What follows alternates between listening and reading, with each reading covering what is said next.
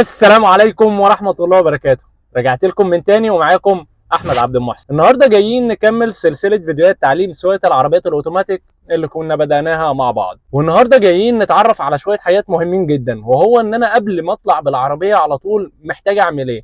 يعني أنا محتاج إن أنا أعرف إزاي أشغل العربية بالمفتاح، محتاج إن أنا أعرف إزاي أظبط الكرسي بتاعي، محتاج أعرف إزاي أظبط المرايات بتاعتي عشان أقدر إن أنا أتحرك بالعربية وما أعملش مشكلة في الشارع وأبقى مسيطر بشكل كامل على العربيه بتاعتي. فتعالوا مع بعض نشوف الحاجات ديت المفروض ان انا اعملها ازاي واظبطها ازاي، بحيث ان انا لما اجي اطلع بالعربيه ما يبقاش عندي مشكله خالص. في البدايه كده الطبله بتاعت اي عربيه بتبقى مكونه من 3 تكات او 3 لفات بالمفتاح. اول ما بحط المفتاح اول لفه ناحيه اليمين دي بتبقى بتاعت لوك الدركسيون وبتشغل لي الكاسيت والساعه. يعني انا دلوقتي حطيت المفتاح وجيت الفه اول لفه، دي المفروض ما بتعملش اي حاجه خالص غير ان هي بتفك اللوك بتاع الدركسيون لو مقفول، وهوريكم دلوقتي بيتقفل ازاي وبتفك ازاي، وبتشغل الساعه والكاسيت. ملهاش اي دور تاني في العربيه. تاني واحده بقى بالمفتاح، ودي بتفتح لي الكونتاكت او الكهرباء بتاعه العربيه. المفروض ان تاني تكه ديت انا بفتحها واسيبها كده حوالي ثانيتين 3 قبل ما اشغل العربيه، عشان ترمبه البنزين تبتدي ان هي تضخ البنزين وتوصله للموتور. حتى في عربيات لما بتفتح تاني تكه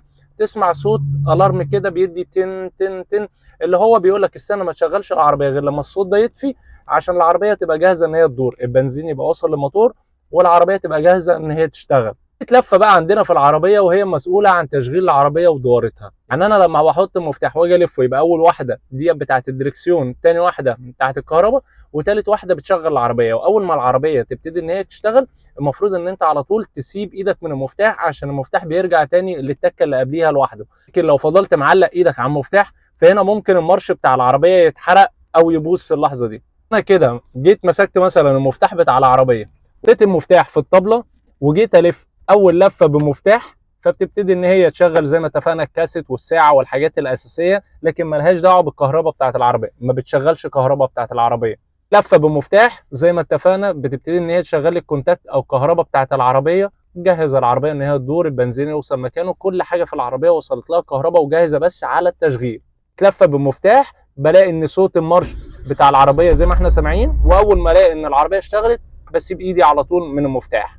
كده دولت الثلاث لفات اللي عندي في المفتاح، عشان في الاخر اقدر ان انا اشغل العربيه وابدا ان انا كمان اتحرك بيها. خلاص كده انا شغلت العربيه وجاهز ان انا اتحرك بالعربيه. تاني حاجه بقى مهمه جدا، وهو ان انت تظبط الكرسي بتاعك. لازم اظبط الكرسي على قعدتي انا وعلى طولي انا، عشان اقدر ان انا ابقى متحكم في العربيه بشكل كويس واقدر ان انا امشي بيها وما اعملش مشكله خالص. طب اظبط الكرسي ازاي؟ زي ما هقول لك كده دلوقتي. انا بالنسبه لي اهم حاجه لما اكون قاعد في الكرسي ابقى طايل برجلي البدلات، ورجلي ما تبقاش مفروده قوي، عشان اقدر ان انا اتحكم ما بين البنزين والفرامل بشكل كويس. لكن انا رجليا لو مفروده قوي فهنا دوسه هتبقى جامده وهبقى طايلهم بالعافيه، وممكن كمان رجلي تتزحلق من على البدلات. فمهم جدا ان انا لما اقعد ابقى رجلي متنيه بالشكل اللي احنا شايفينه ده، عشان خاطر ابقى متحكم بشكل كامل في العربيه بتاعتي. تاني حاجه وهو ان انا لما ابقى ماسك الدركسيون ابقى قاعد براحتي، ابقى ماسك الدركسيون بالشكل ده، ما بقاش اللي هو يا دوب طايل الدركسيون بالعافيه، لان انا هنا مش هقدر اتحكم فيه خالص.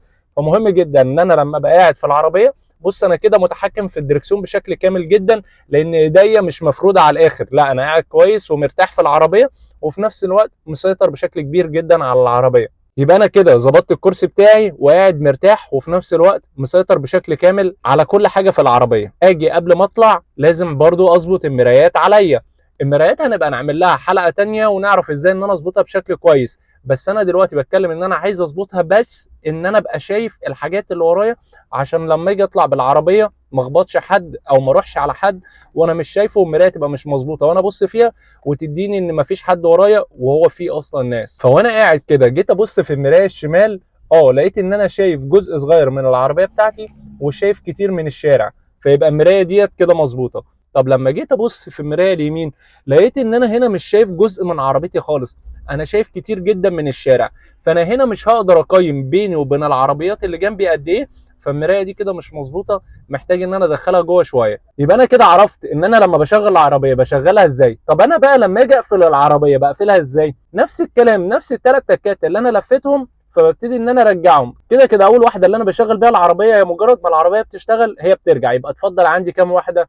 تكتين. تكه اللي ببطل بيها العربيه، والتكه الثانيه ديت اللي بطلع بيها المفتاح. في ناس كتير بقى بعد ما بتبطل العربيه بتلاقي نفسها ما بتعرفش تطلع المفتاح، ليه بقى؟